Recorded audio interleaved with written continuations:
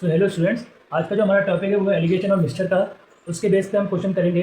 सो ये जो क्वेश्चन है इसको हम पहले लाइन बाय लाइन समझेंगे और लाइन बाय लाइन इसको मैं आपको एक्सिक्यूट करके भी दिखाऊंगा कि इस क्वेश्चन में क्या है, जिससे हमारा क्वेश्चन जो है वो एकदम से हमारे लिए एक हैवी टास्क ना बन जाए, वो एक हम इसको सिंपल टास्क बनाते हैं। तो आइए क्वेश्चन को पढ़ते हैं फिर लाइन बाय लाइन इसको हम एग्जीक्यूट करेंगे। तो गाइस यहाँ पे हमारे पास है दिया गया वेसल ऑफ अमाउंट 20 लीटर। एक वेसल है हमारे पास जो कि 20 लीटर में, एक वेसल है जो हमारा 20 लीटर अमाउंट। अब उसके अंदर इसमें दिया हुआ है कि अल्कोहल और वाटर उसमें दोनों प्रेजेंट है। अब वो कितने अमाउंट में प्रेजेंट है ये हमारे पास नेक्स्ट स्लाइड में है कि alcohol and water are present in the ratio 5:4। तो इसमें हमारे पास अल्कोहल भी है और वाटर भी है। अब अल्कोहल का जो है और जो वाटर का है, ये दोनों का जो रेशियो है यहाँ पे वो है 5:4।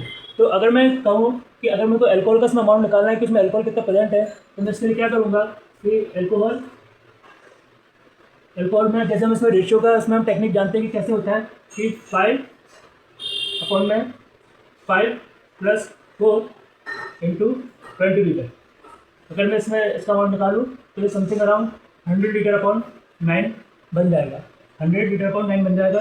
अब यही मैं अगर वाटर की बात करूँ, इससे वाटर कितना है तो इसके से मैं इसके लिए करूँगा 4 अपॉन +5 + 4 × 20 लीटर। तो ये हमारा बन जाएगा 80 लीटर अपॉन 9।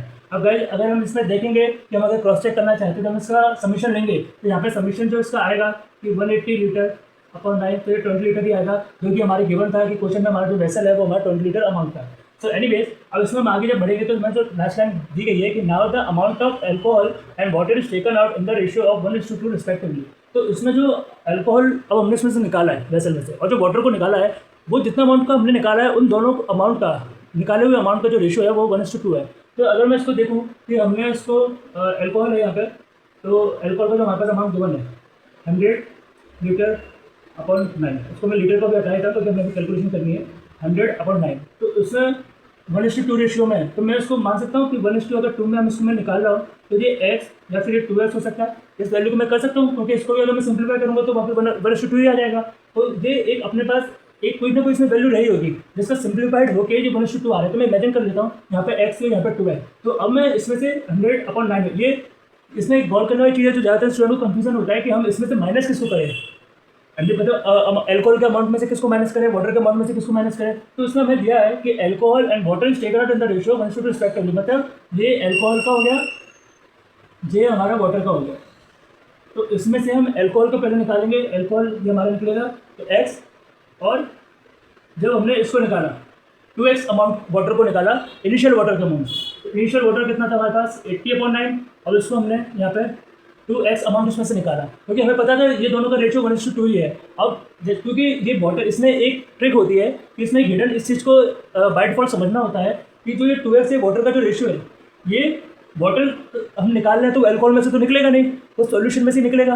तो सॉल्यूशन में से वाटर हम निकाल रहे हैं तो वाटर की तो इनिशियल अमाउंट में से निकलेगा, इसलिए हमने वाटर में से इसको माइनस किया। हम 2x को अल्कोहल में से माइनस नहीं कर सकते थे क्योंकि हमने वाटर को निकाला हुआ है। तो अल्कोहल में से वाटर कैसे निकालोगे, क्योंकि अल्कोहल तो वहाँ पर प्रेजेंट है ना, उसमें तो वाटर नहीं निकल सकते, वो वाटर में से बाहर निकलेगा जो इनिशियल अमाउंट था वाटर। तो ये इसमें एक हिडन ट्रिक होती है, इसको समझना होता है। बस ये चीज़ समझ में नहीं आती, इस वजह से क्वेश्चन हमेशा अटक जाता है और फिर इसको बहुत भारी क्वेश्चन बन जाता है। बस ये चीज़ में समझने वाली होती है। और ये जो रेशियो है, अब जो इसमें अल्टीमेट रेशियो हो जाएगा, जो इस लाइन में लिखा है कि इसका जो अल्टीमेट रेशियो हो जाएगा वो 4:5 हो जाएगा। अब इसमें हमारा प्योरली कैलकुलेशन का है, तो उसको अगर मैं कैलकुलेट करूँगा कि 500/9 5x 320/9 8x।